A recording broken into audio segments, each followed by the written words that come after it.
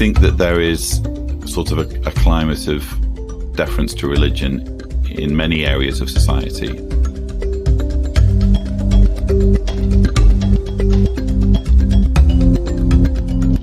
You're listening to episode 48 of the National Secular Society podcast, produced by Emma Park. The Jehovah's Witnesses are an organisation of evangelical fundamentalists. They are notorious for their secrecy, exclusivity, and refusal of blood transfusions in life-threatening operations.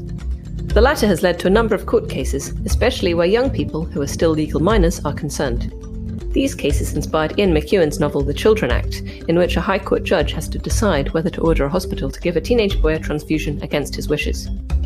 One thing McEwan did not consider, however, is the role played in these situations by so-called hospital liaison committees.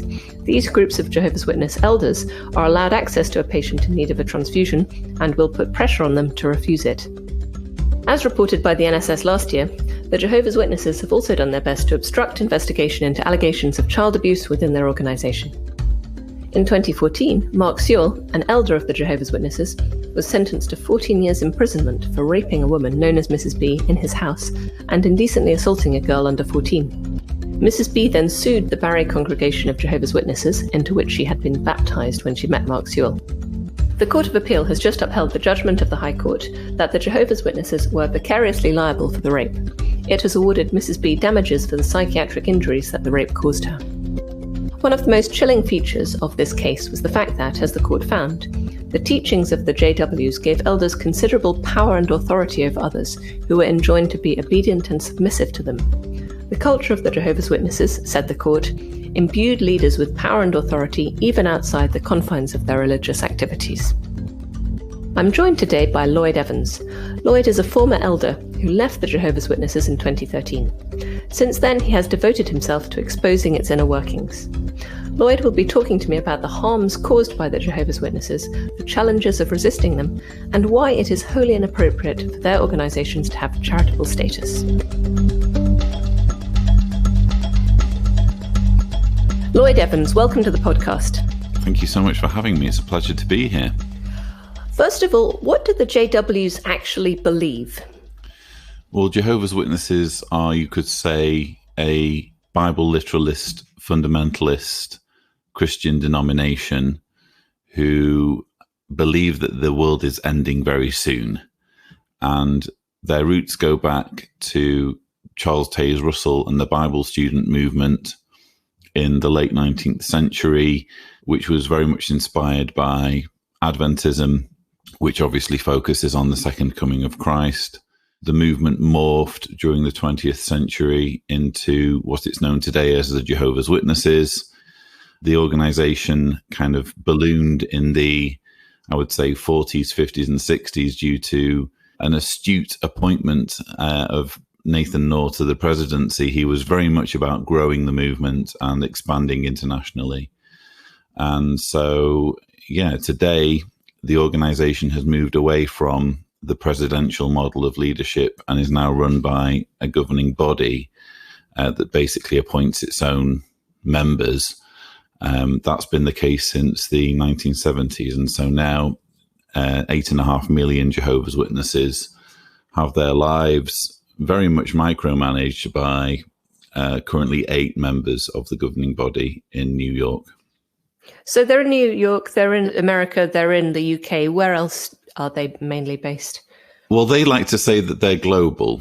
It's not quite as simple as that, though, because there are large parts of the world where it's almost impossible to find Jehovah's Witnesses, including, parts of North Africa, the Middle East.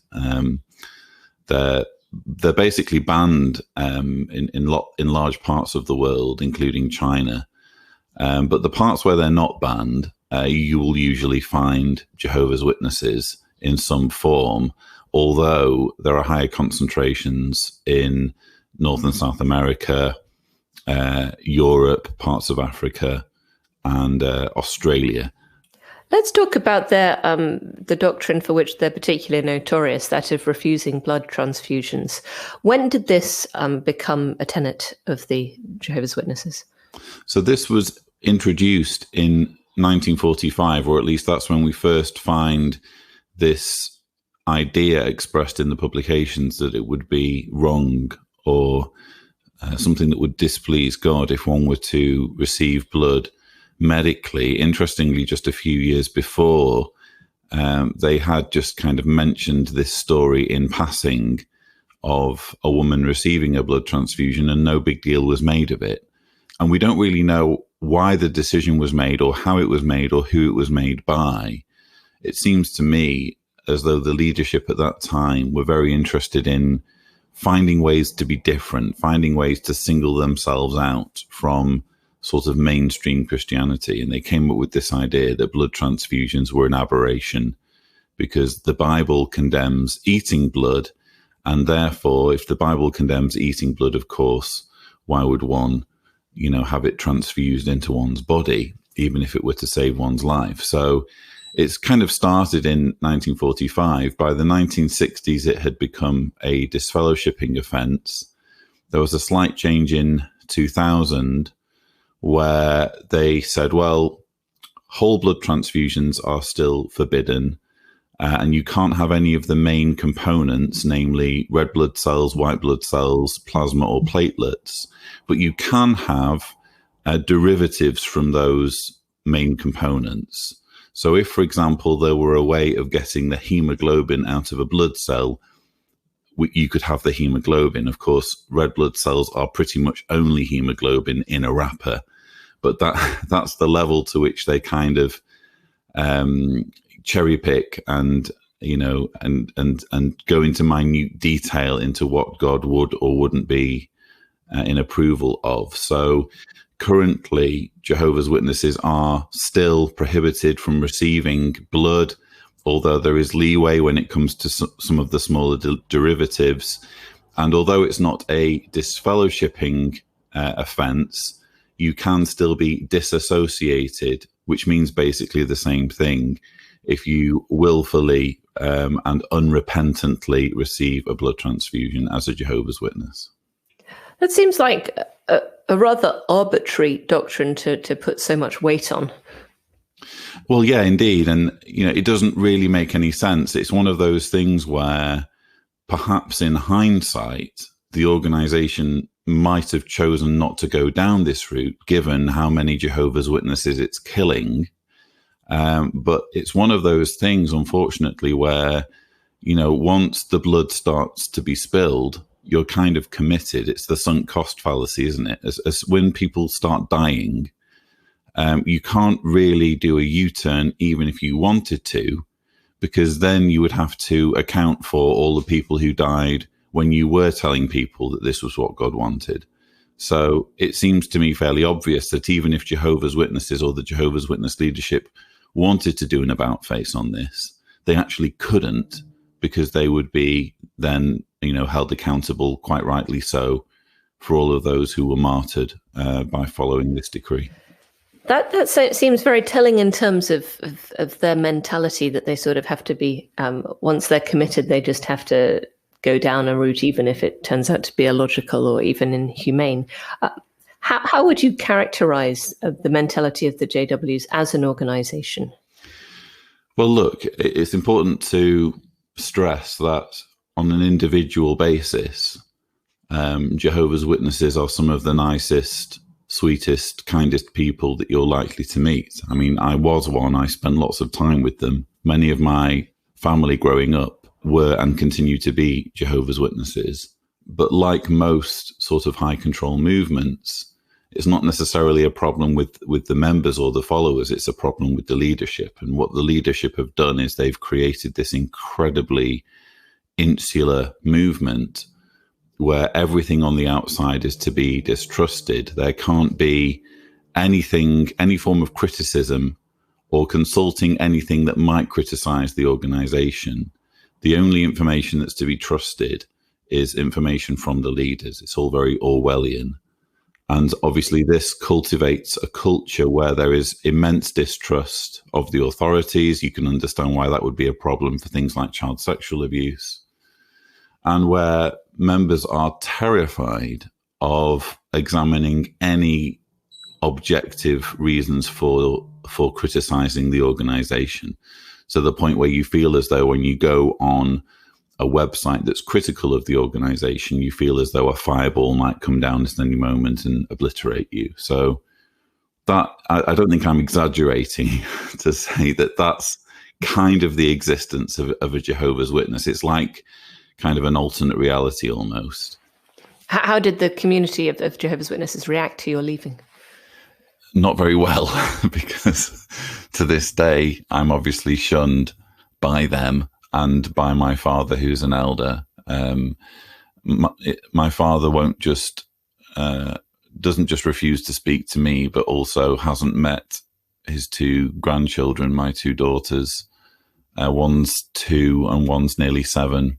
So in a way, I feel the punishment from my decision to leave on sort of a daily basis, because, you know, my life is different than it would be if there weren't such harsh penalties imposed on people who start thinking for themselves and have a change of heart about the religion. So that's, I suppose, the main thing. But certainly in the immediate aftermath of the decision to leave, there was an awful lot of family tension and lots of very difficult conversations. And it was a very, very stressful period. And, you know, compounded by the fact that, of course, because your indoctrination is so strong, you're going through sort of an existential crisis and doubting yourself at every turn, thinking, am I making a huge mistake? You know, how could it be that my entire perception of the world and its future is actually accurate and everyone else is wrong? So, yeah, it's a very, very unpleasant thing to go through that process. And that's why my book is called The Reluctant Apostate. I'm obviously not reluctant now. I'm quite glad I'm an apostate. But at the time, you have lots of trepidation when it comes to questioning your beliefs. You've talked about, shunning, disfellowshipping, disassociating. Is this always a part of the Jehovah's Witness culture for anyone who wants to leave the organization? And how does it work? So there's sort of a spectrum when it comes to shunning. You know, I've mentioned before bad association. They use the verse in the Bible, bad association spoil useful habits, and they use that to dissuade people from higher education. But you can be, quote unquote, bad association even as a Jehovah's Witness, and you will experience a degree of shunning regardless of whether you've actually done anything wrong. So let's say, for example, you have your hair done a certain way, or you wear a sort of outfit that is deemed worldly, or, you know, it becomes public knowledge that you're watching films that the organization doesn't approve of. You will be sort of, the grapevine will swing into action. And, you know, in hushed tones, you know, it will be made clear that you're bad association and not someone to be socialized with. So even though when you go to the Kingdom Hall, people will still be speaking to you, you know, you're still going to you're going to see an impact, and you're going to see a degree of ostracism. There's also such thing as marking, whereby if you're doing something that isn't specifically prohibited, but it's still going against the advice of the elders, a talk will be given where your name isn't mentioned, but what you're doing is spelled out very clearly so that people know who it is that's being spoken about. And the idea is that they're not allowed to socialize with you anymore, but they can still talk to you at the meetings or doing the preaching work. So that's another level of ostracism. But the ultimate level of ostracism, of course, is if you either leave through disassociating, which is what I did, or if you are ejected due to having done something wrong, which is disfellowshipping. Let's talk about blood transfusions and the refusal of them and the way that works. You've been involved in work sort of opposing hospital liaison committees. What are these hospital liaison committees of the Jehovah's Witnesses, and how are they involved when patients are in a life-threatening situation and might need a blood transfusion? So hospital liaison committees are sort of elite groups of elders. Each congregation has its own body of elders. But let's say in a circuit of congregations, there will be a hospital liaison committee that's kind of comprised of the cream of the crop of elders from that circuit. And these elders are tasked with ingratiating themselves with local hospitals and making sure that if a Jehovah's Witness is admitted to hospital and there's a likelihood of a blood transfusion, the hospital or the doctors or the nurses are on board and basically willing to make sure that the patient doesn't receive blood. That's basically their modus operandi.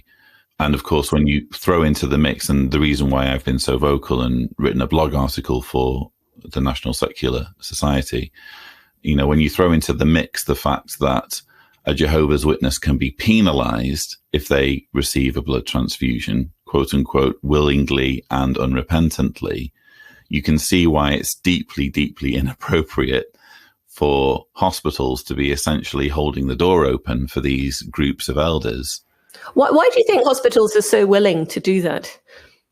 I think that there is sort of a climate of deference to religion in many areas of society. And I can imagine if I were, on the board of trustees at a hospital or something, I would be thinking, well, this is just the same as, a Catholic priest perhaps coming to the bedside and administering the last rites or giving pastoral care to, a patient.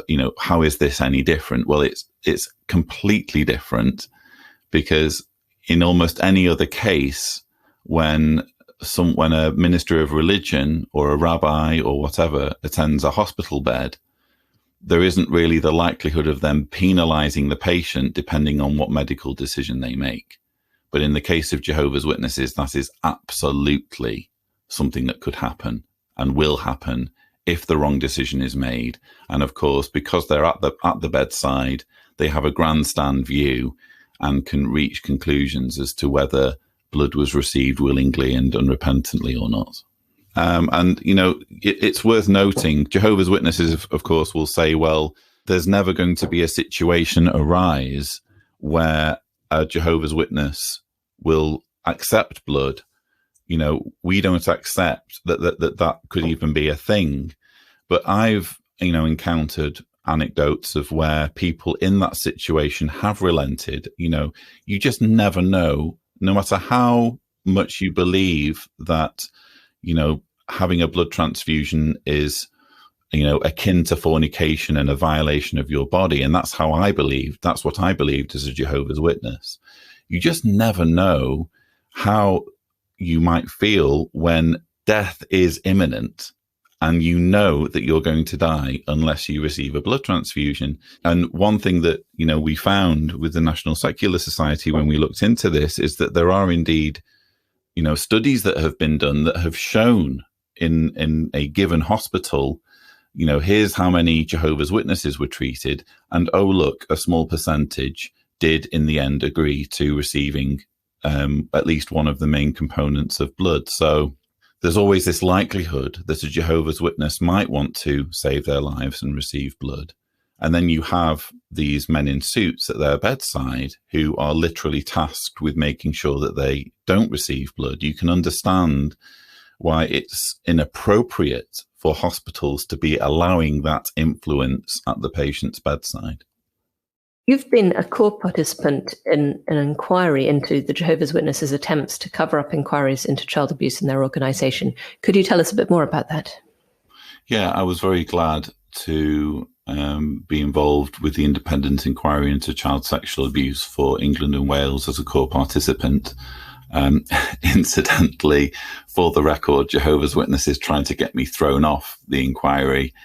They actually sent a letter and a 9-page dossier to the inquiry, accusing me of hate speech and citing examples from my YouTube channel of where I've supposedly been hateful towards Jehovah's Witnesses. So they weren't happy about me kind of using my knowledge in that way. But yes, it is unfortunately true that Jehovah's Witnesses have policies in place that facilitate the abuse of children and actively conceal criminals from law enforcement.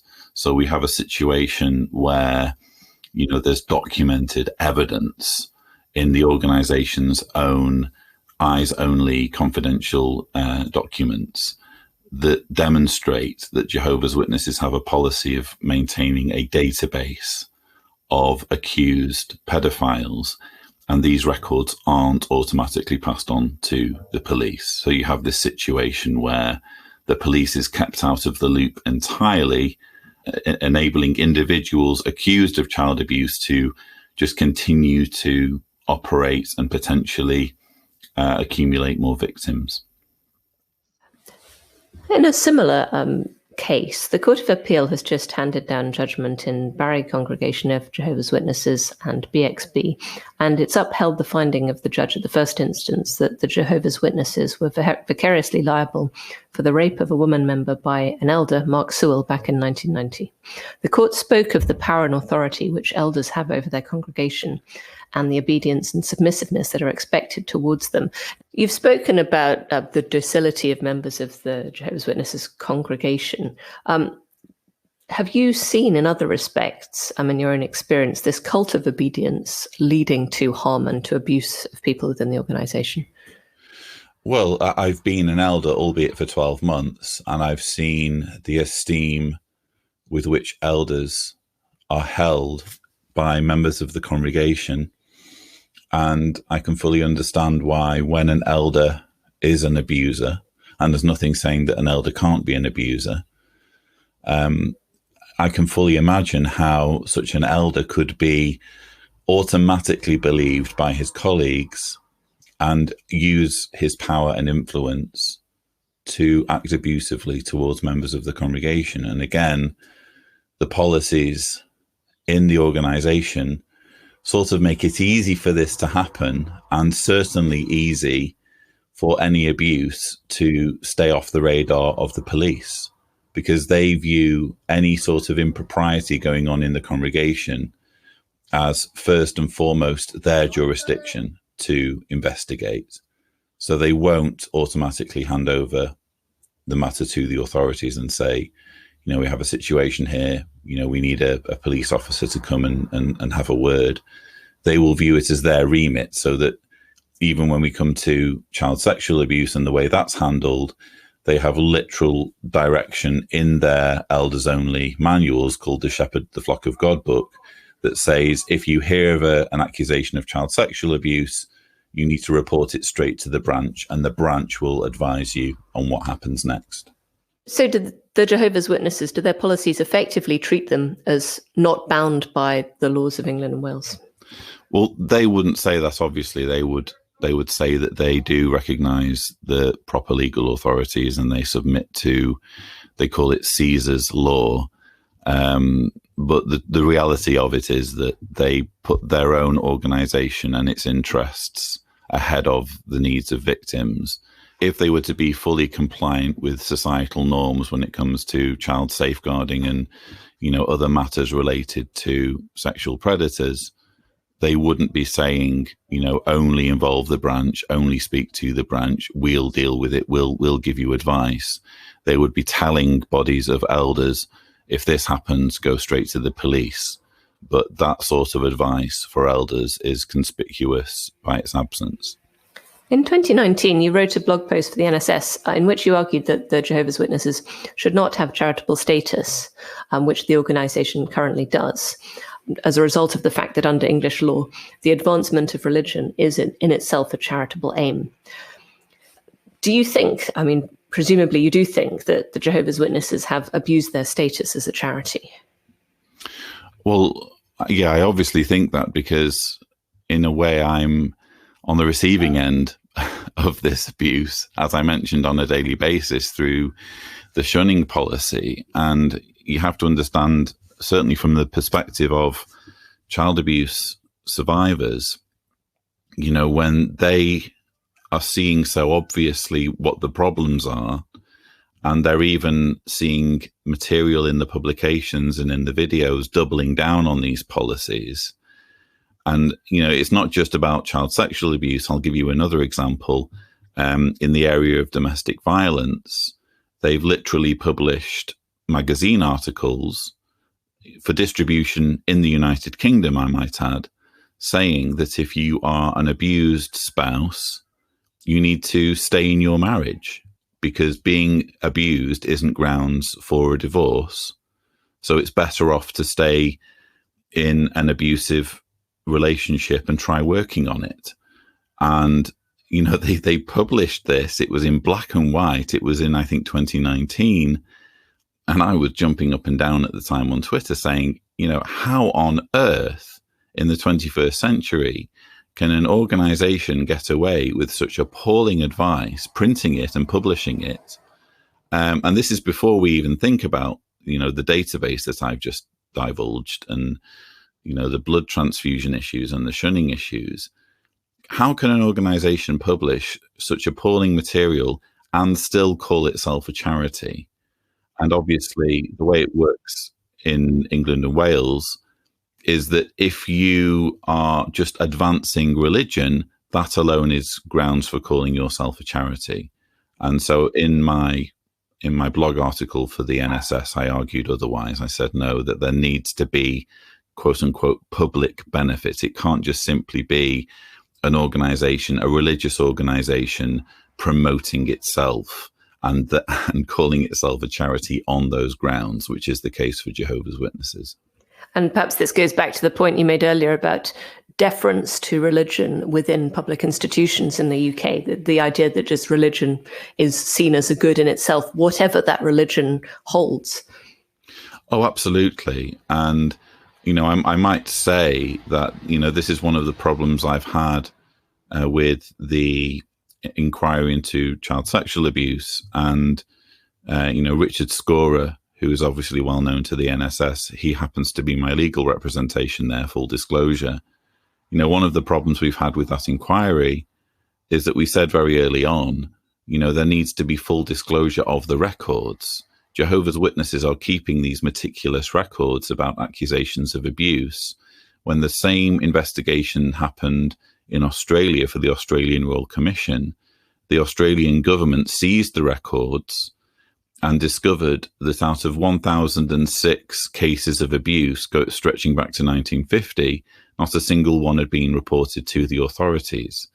Now, ICSA, the Independent Inquiry into Child Sexual Abuse, has the powers to do the same thing and say, well, we demand these records and we want to see for ourselves what percentage are being reported to the authorities. And for some reason that we've never really received any sort of anything remotely approaching a satisfactory explanation.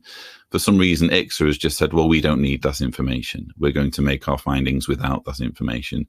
And for me, that as well speaks to just this enormous deference to religion.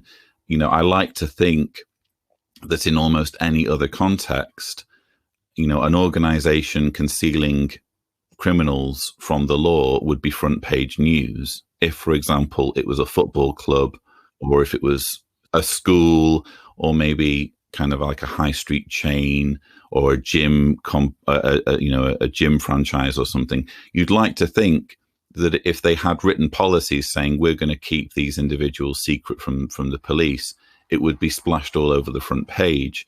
But for some reason, when it's a religion, society just says, well, what can we do? They get to decide for themselves how they manage these things. And frankly, I just think we're living at the wrong point in history. And that's why I think the work of the NSS is so important in highlighting these enormous injustices.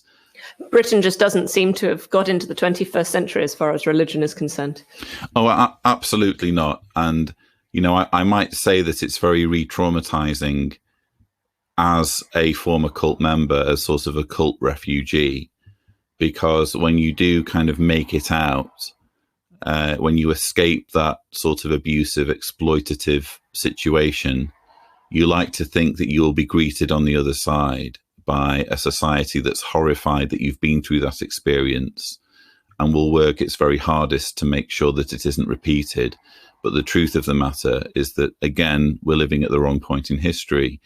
And when you do make it out of a cult, I unashamedly apply that word to Jehovah's Witnesses, because of the deference to religion, society just shrugs its shoulders and seems completely indifferent to the whole experience. And again, just applies spadefuls of tolerance to these policies and practices that are hurting people and ruining lives. Tolerance in all the wrong places. Absolutely. Finally, what is the best way of tackling the Jehovah's Witnesses in the long term and preventing them from causing further harm to more people? That's a difficult question, and probably more educated people than me will have ideas. I do know what I don't like to see, which is the outright banning of Jehovah's Witnesses, and that's unfortunately been the case in many countries around the world. And I think when you do that, when you apply that sort of heavy-handedness to a cult, what you do is you just drive the abuse underground. It still stays there. And in the case of Jehovah's Witnesses, you also furnish a persecution complex narrative that can actually boost the propaganda that the leaders put out. So I'm very much against banning cults and abusive religious movements, but I do think that legislation needs to be brought in that identifies these areas of abuse and holds the leaders accountable. And what's very interesting is last month in Belgium, there was a criminal case in which Jehovah's Witnesses in that country were fined 96,000 euros for violating the human rights of a number of former witnesses through their shunning practice. Because, everyone has the human right of freedom of worship, but that human right includes freedom to leave one's religion if one wishes. And so if you have an organization that is exporting punishment on people who do leave, there's a violation there of human rights, especially if you're, using all sorts of hateful rhetoric to stigmatize and demonize these individuals. Well, this is discrimination, and it's hate speech. And in Belgium, at least, they have acted accordingly. And it's very encouraging to see that governments are slowly, painfully slowly, arguably, starting to apply this sort of pressure. And I can only hope that even if it's not in my generation that we see these issues taken seriously, I can only hope that in future generations, organizations that do abuse people and make people miserable will be held accountable by law. And so the rigorous and consistent application of human rights law may be one way of starting that process. Yes, it's just a principle at the moment. It means virtually nothing to the thousands of people each year who are either ejected from Jehovah's Witnesses or leave as a matter of conscience. They find out, actually, this is a violation of your human rights, but it actually means nothing in practice because those human rights aren't enforced. Lloyd Evans, thank you very much. It's been an absolute pleasure. Thank you for having me.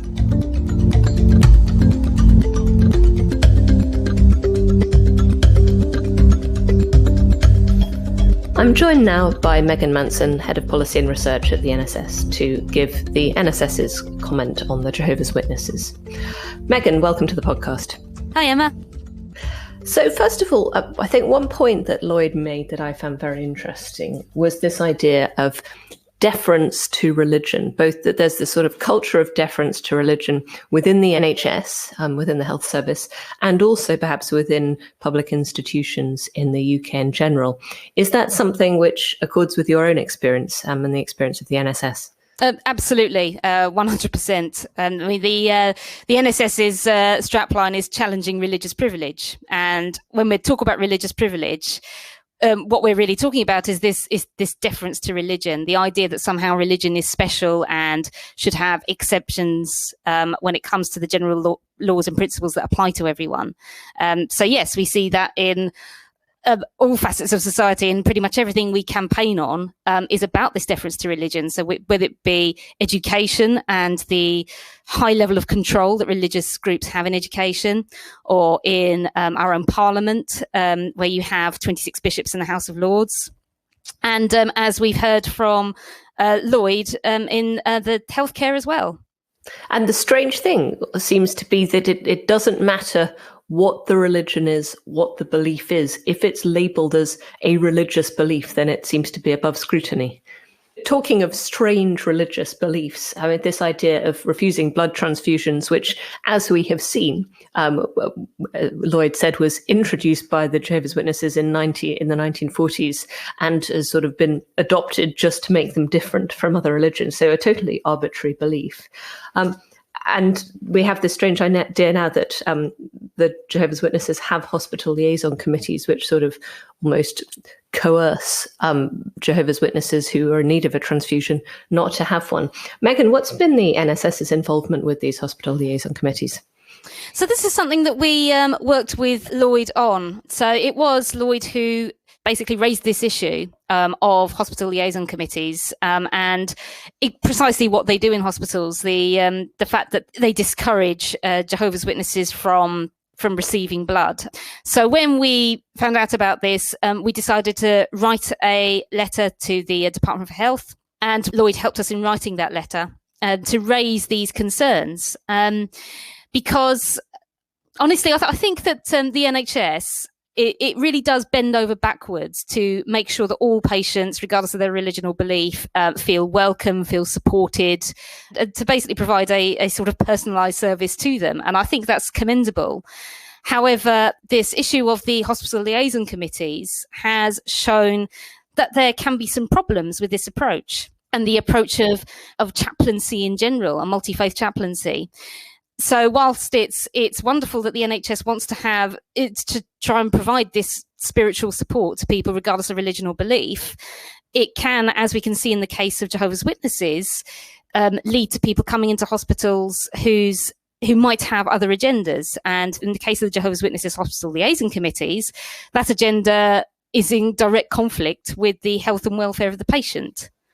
How far do hospital liaison committees have influence on particular NHS hospitals and organisations? Well, when I looked into this, I was really quite shocked because so I looked at the policies regarding blood transfusions and regarding interface with religious organisations of a number of trusts. And I was really surprised to see that the hospital liaison committees have been sort of providing training in hospitals to sort of talk about Jehovah's Witnesses, and I suspect to make the case for why they refuse blood. And they also have been writing or helping to write hospital policies regarding blood transfusions, which I think is really quite worrying if the NHS is allowing religious groups to sort of co-write their policies about patient healthcare. So they're sort of predisposing hospital staff to assume that everyone who's a Jehovah's Witness is going to refuse blood. Yes, that's right. I did see wording that did seem to say that sort of said, well, Jehovah's Witness patients refuse blood. Now, I think that is a dangerous assumption to make. I'm sure that, there are checks and balances, and any Jehovah's Witness who comes in is asked, look, do you want to receive blood or not? However, if the assumption is already there that they almost certainly will, or they definitely will, then I think that puts pressure on the patient. If they're on the fence and thinking, well, actually, now it's come down to crunch time, I think I would rather receive blood and, I'd rather stay alive and look after my children, for example. But if there's that pressure there, not only from the hospital liaison committees, but also from staff, just tacitly by assuming that they're going to be refusing blood, then, yeah, I think that could possibly make the difference in their decision, and that in turn can make the difference between life and death. Lloyd also raised the point that Jehovah's Witnesses are a charity, but there seem to be good reasons for thinking they shouldn't be one. Currently, they're a charity because the advancement of religion is in itself deemed a qualification for charitable status. Megan, this is something which the NSS has long been campaigning on, that the advancement of religion should not in itself be a qualification for charitable status. Do you think that the Jehovah's Witnesses are a good illustration of the problems of having this qualification? Definitely. I definitely think they are a very good example of why the advancement of religion should not qualify you as a charity. And so just to explain a little bit more, there are a number of charitable purposes set out in law, many of which are there sort of for historical reasons, and many of which are absolutely fine, and many people would still agree are beneficial to society. I think the advancement of religion is a particularly old one.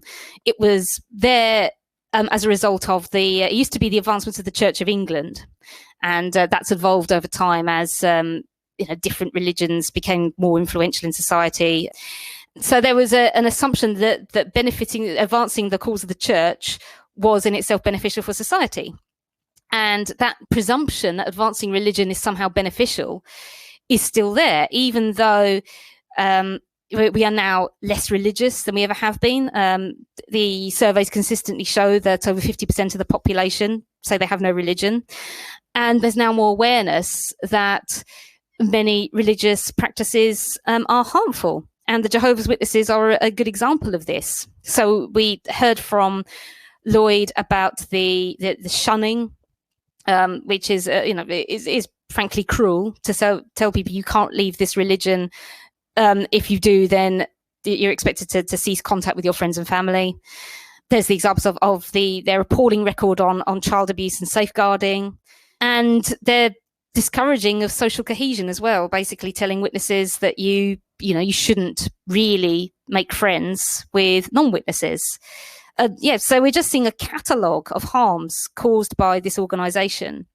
And I completely agree with Lloyd that banning them is certainly not the way to go. That would be completely contrary to secularist principles. And yes, I also agree with him that it would sort of feed into the persecution complex that the Jehovah's Witnesses may already have.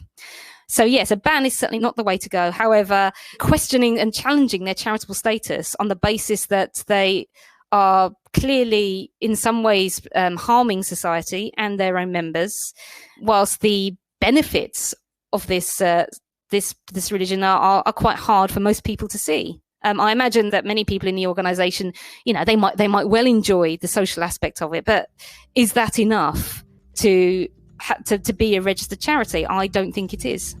Megan Manson, thank you very much. Thank you.